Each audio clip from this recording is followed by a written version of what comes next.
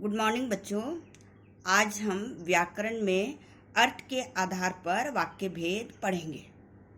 वाक्य भेद, वाक्य क्या है?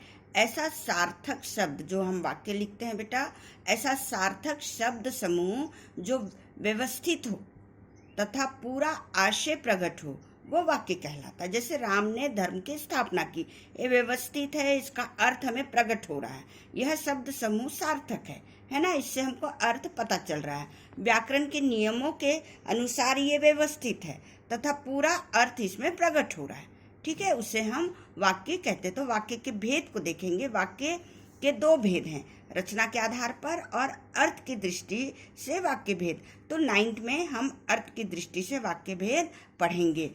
अर्थ के आधार पर वाक्य के 8 भेद हैं, हम 8 भेद उसका हम देखेंगे, ठीक है। अर्थ की दृष्टि से वाक्य भेद, अर्थ के आधार पर वाक्य भेद। अर्थ के आधार पर वाक्य के निम्नलिखित 8 भेद होते हैं, जो अभी मैं समझाऊंगी आप लोगों को, है ना।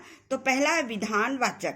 विधानवाचक उसे कहते हैं जिन वाक्यों से किसी क्रिया के करने या होने का सामान्य सूचना मिलती है ना। किसी के अस्तित्व का बोध भी इसी प्रकार होता है। अस्तित्व आने जैसे सूर्य पश्चिम से अस्त होता है, पश्चिम में अस्त होता है, यानी सूर्य पश्चिम में कौन अस्त होता है? सूर्य, है ना। अस्तित्व का बोध होता है। जनता ने नेताजी का स्वागत किया, किसने स्वागत किया? जनता ने, है ना। मैं कल दिल्ली गया था, कौन गया था? मैं, ठीक है। अस्तित्व का पता चलता है, उसे विधानवाचक कहते हैं। निषेध, दूसरा है निषेधवाचक। निषेधवाचक में क्या होता है? ना होने का बोध होता है जिसमें, है ना। जैसे मैं आज नहीं पढ़ूंगा, नहीं होने का बोध होता है। माला नहीं नाचेगी, ठीक है। तीसरा है प्रश्नवाचक। प्रश्न में क्या है? एक क्वेश्चन मार्क आ जाता है ना, एक प्रश्न चिन्ह आ जाता है, अर्थात किसी से कोई बात पूछी जाती है। जैसे क्या तुम खेलोगे? Question mark. तुम पढ़ने कब जाओगे? तुम्हारा क्या नाम है ना। इसमें क्वेश्चन मार्क आ रहा है। अर्थ की दृष्टि से हम वाक्य भेद पढ़ रहे हैं, ठीक है।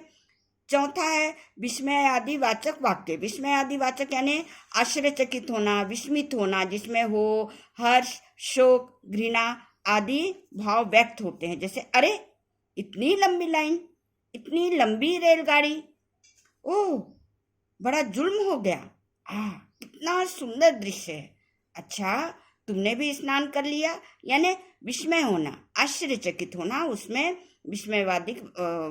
विस्मयवादी वाचक वाक्य कहलाता है।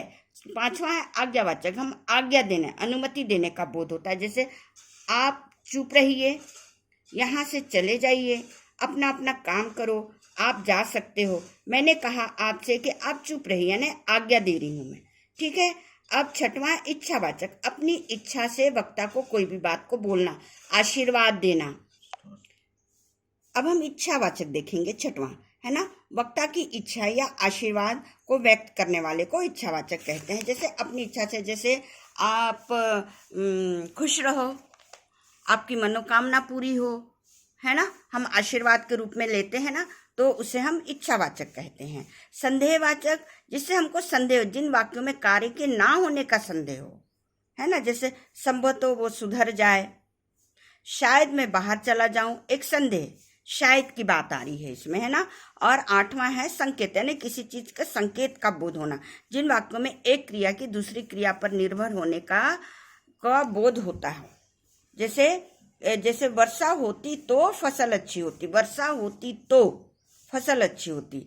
दूसरा, आप आते तो इतनी मुसीबत ना आती, यानी एक क्रिया की दूसरी क्रिया पर निर्भर होने का बोध होता हो, ठीक है। इतना मैंने 8 भेद आपको समझाई। ये 8 भेद का एक उदाहरण यहाँ पे दिया हुआ है, जो आपको एक ही वाक्य से पूरा यहाँ पे परिवर्तन किया गया है ना। तो वाक्य परिवर्तन किया गया जो मैं समझा रही हूँ। विधानवाचक, मनीषा 10वीं में पढ़ती है, विधानवाचक हुआ। उसे हम निषेधवाचक में लिखेंगे, मनीषा 10वीं में नहीं पढ़ती।